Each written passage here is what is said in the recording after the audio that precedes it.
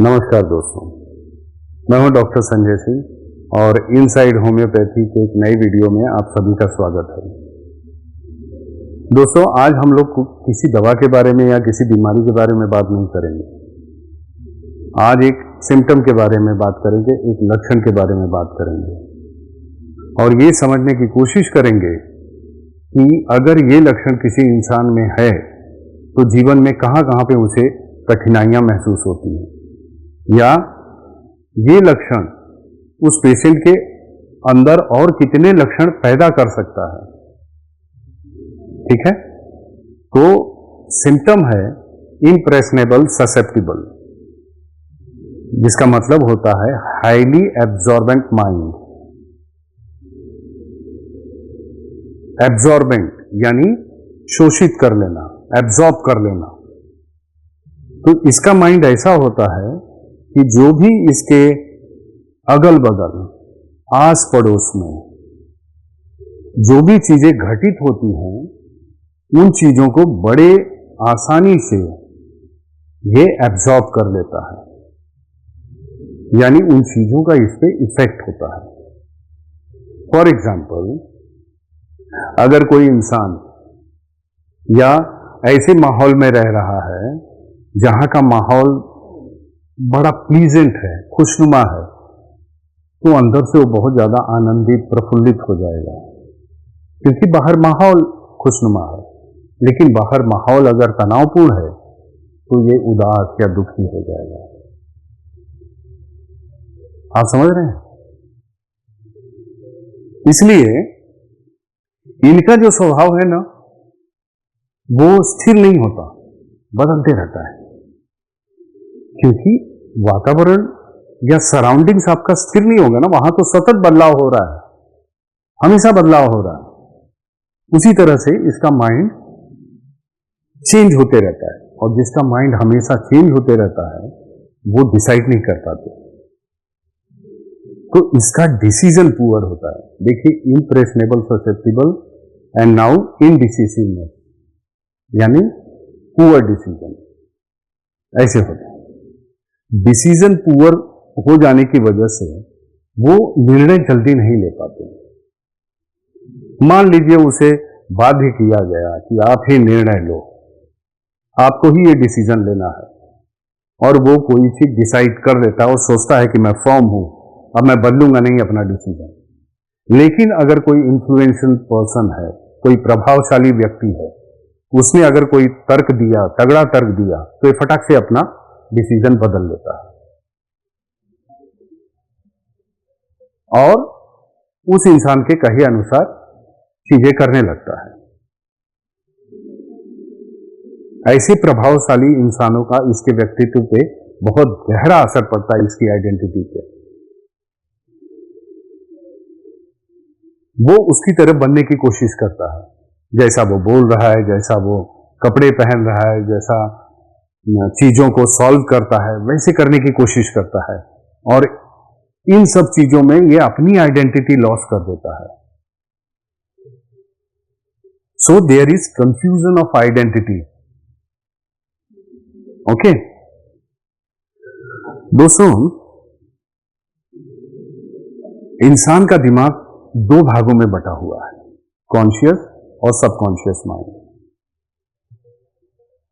आज हम जिस सिम्टम की बात कर रहे हैं, इम्प्रेशनेबल ससेप्टिबल, इस व्यक्ति का सबकॉन्शियस माइंड ज्यादा एक्टिव होता है, और जिस बंदे का सबकॉन्शियस माइंड एक्टिव होता है उनकी कल्पना शक्ति बहुत ज्यादा विकसित होती है, इमेजिनेशन बहुत ज्यादा होता है उनका। कल्पना करने की शक्ति जो एक आम इंसान में होती है उससे कहीं ज्यादा होती है। ये प्रैक्टिकल कम और इमोशनल ज्यादा होते हैं, ये पैशनेट होते हैं। इसके लिए मैंने अक्सर देखा है कि जो ये इस तरह के बंदे होते हैं, ये कहानी सुनना, उपन्यास पढ़ना, फिल्में देखना ज्यादा पसंद करते हैं।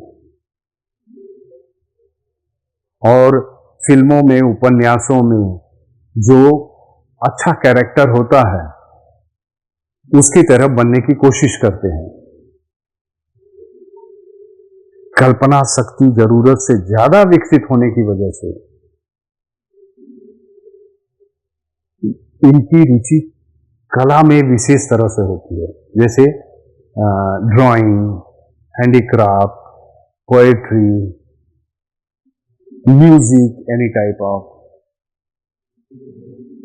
कला में इनकी बहुत ज्यादा रुचि होती है, कला बहुत ज्यादा पसंद करते हैं।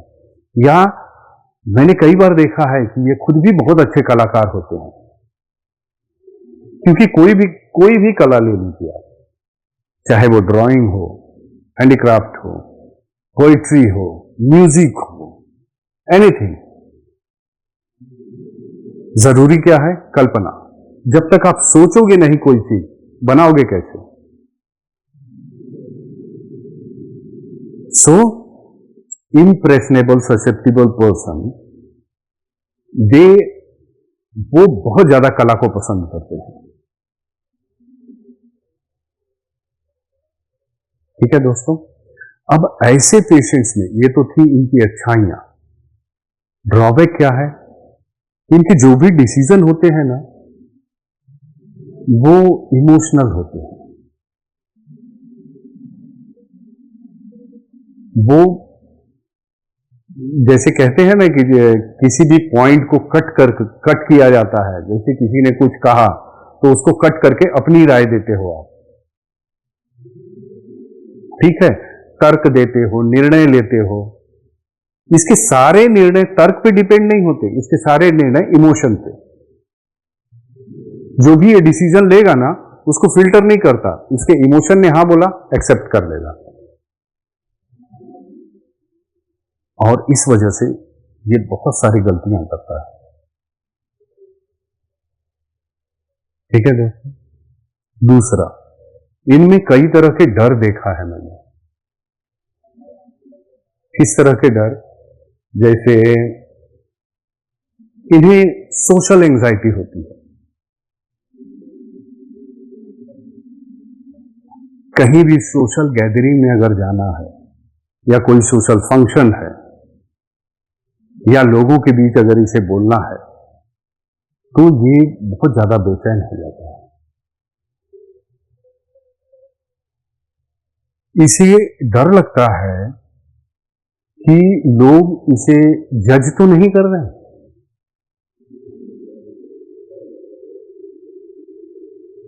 जो भी ये जिस तरीके से बैठा है, जिस तरीके से बोल रहा है, कहीं उसको स्क्रूटिनी तो नहीं कर रहे हैं लोग?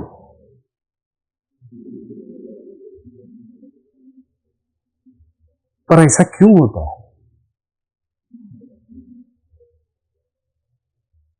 कोई अगर उन्हें कोई जैसे कोई अजनबी है, एक तो होता है कि हम ऐसे लोगों के बीच में हैं जो हमें बहुत अच्छी तरह से जानते हैं, तो उनके साथ इसे कोई प्रॉब्लम नहीं होता। प्रॉब्लम इसे तब होता है जब उन लोगों के बीच में होता है जिन्हें ये नहीं जानता, तब उसे ये डर लगता है कि लोग उसे जज तो नहीं कर रहे हैं। भीड़ में किसी को अगर इसने देख लिया तो इसे लगता है कि सामने वाला मुझे घूर रहा है, इसलिए ये लोगों से जल्दी नजरें नहीं मिलाता। इसके जेहन में ये बात रहती है कि पता नहीं ये मेरे बारे में क्या सोच रहा है, या फला आदमी मेरे बारे में क्या सोच रहा है। सो व्हाट अदर से about him, what other thinks about him is very important for him. लोग अच्छा ही सोचे इसके बारे में, नहीं तो इसे लोगों के बीच में शर्मिंदा होना पड़ेगा। इसे हमेशा डर लगता है कि मुझसे कुछ ऐसी हरकत ना हो जाए जिससे लोगों के बीच में मुझे शर्मिंदा होना पड़े, मैं कुछ ऐसा ना कर दूं जिसकी वजह से लोगों के बीच में मुझे क्रिटिसाइज होना पड़े। So there is fear of criticism, fear of embarrassment. पर ऐसा होता क्यों है? आज मैं खास इसीलिए ये टॉपिक चुना है। दोस्तों, जब बच्चे छोटे होते हैं ना, तो वो जिनके अंडर रहते हैं, जैसे वो कोई केयर गिवर है, कोई या टीचर है या मदर फादर है, ऐसे मां बाप जो बात बात में अपने बच्चे को क्रिटिसाइज करते हैं, या ऐसे टीचर जो लोगों के सामने बच्चे को क्रिटिसाइज करते हैं। ओके,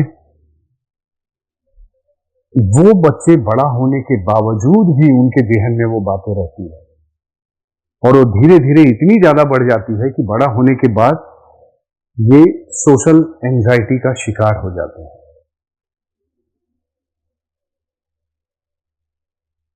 ठीक है, जिस तरीके से इन्हें सोशल एंजाइटी होती है, फियर ऑफ जजमेंट होता है, फियर ऑफ क्रिटिसिज्म होता है, उसी तरीके से इन्हें रिलेशनशिप एंजाइटी भी होती है, जिसमें ये चाहते हैं, अब रिलेशनशिप एंजाइटी में इसे डर होता है। देयर इज फियर ऑफ अबंडनमेंट, कि मैं अकेला ना पड़ जाऊं या लोग मुझे अकेला ना छोड़ दें। इसके लिए ये किसी भी रिश्ते को बहुत ज्यादा मौके देता है। सामने वाला कोई गलती भी करे ना, तो उसे माफ कर देता है।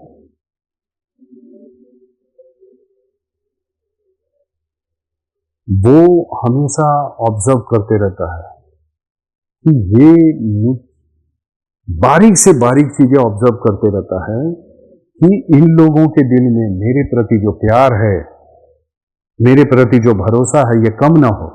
अगर कम हुआ तो ये लोग मुझे छोड़ के चले जाएंगे। सो उनके इंटरेक्शन को बड़ी बारीकी से ऑब्जर्व करता है ये।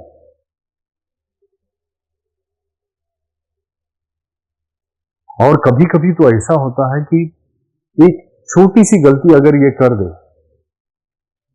तो लोग नाराज न हो, इसके लिए बार बार उस चीज की माफी मांगता है, सिर्फ रिश्ते को बचाने के लिए।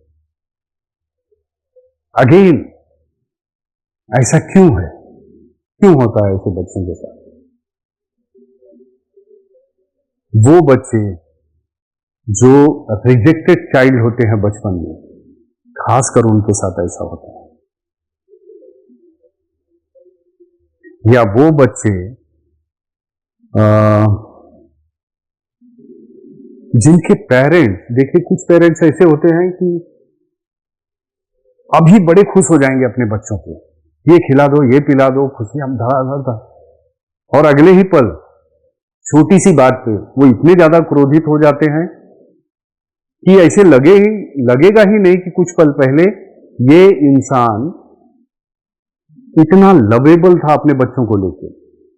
सो जब ऐसे पेरेंट्स के अंडर कोई बच्चा पल के बड़ा होता है, तो उन बच्चों को ये प्रॉब्लम होता है। ठीक है,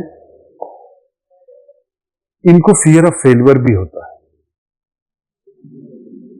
यानी परफॉर्मेंस एंजाइटी नहीं होता।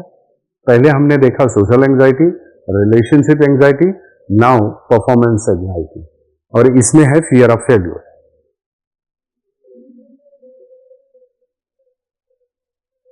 फियर ऑफ फेलियर में ये इसके जेहन में ये बात को हमेशा चलते रहती है कि जो भी मुझे काम मिलता है उसको मैं बहुत अच्छे से करूं, उसमें फेल ना हो। इसलिए उस काम को वो बार बार चेक और रीचेक करते रहता है, क्योंकि फेल होने का मतलब है कि लोग मुझे प्यार नहीं करेंगे, अप्रूव नहीं करेंगे। इसलिए जरूरत से ज्यादा कॉशियस होकर उन चीजों उस काम को वो करता है, और उसकी ये हैबिट इसको परफेक्शनिस्ट बना देती है। आपने देखा होगा कुछ लोग बड़े परफेक्शनिस्ट होते हैं, किसी से मीटिंग है तो टाइम पे पहुंचते हैं, ओके, उनकी चीजें बड़े ऑर्गेनाइज होती हैं, राइट। सो इनको ये डर रहता है कि फेलियर का मतलब है I will be left alone, लोग मुझे छोड़ के चले जाएंगे। सो दोस्तों, देखा आपने कैसे एक सिम्टम इतने सारे सिम्टम से जुड़ा हुआ है, समझ गए? इम्प्रेशनेबल ससेप्टिबल, अब इसमें कौन कौन से? डिसीजन नहीं ले पाता, fear of failure, fear of criticism, fear of judgement, confusion of identity, horrible things sad story affect her profound, sensitive what others say about him, sensitive to all external,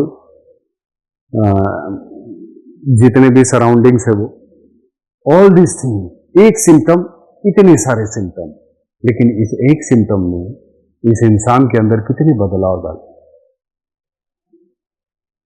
इससे भी बड़ा मेरा मुद्दा था इस वीडियो को बनाने का कि जब आप अपने बच्चों को पालते हैं, इसे बहुत लाइटली लिया जाता है। आजकल की जो न्यूक्लियर फैमिली है ना, हस्बैंड काम पे चला गया, वाइफ काम पे चली गई, बच्चा अकेले है। They seek love, attention at that time, और वो मिसिंग होता है, और ये बच्चे बाहर प्यार ढूंढते हैं, बाहर अटेंशन ढूंढते हैं, और कभी कभी इन चक्करों में ये गलत रास्ते पे चले जाते हैं। सो मेरा ये वीडियो उन पेरेंट्स के लिए है कि give some time to your kids, अपने बच्चों को थोड़ा वक्त दीजिए, उसके नेचर, उसके साइकोलॉजी को समझने की कोशिश कीजिए, क्योंकि बचपन में जो आप करेंगे ना, बड़ा होने के बाद भी उसका इफेक्ट बना रहता है। आदमी के सबकॉन्शियस माइंड से चीजें नहीं निकलती जल्दी।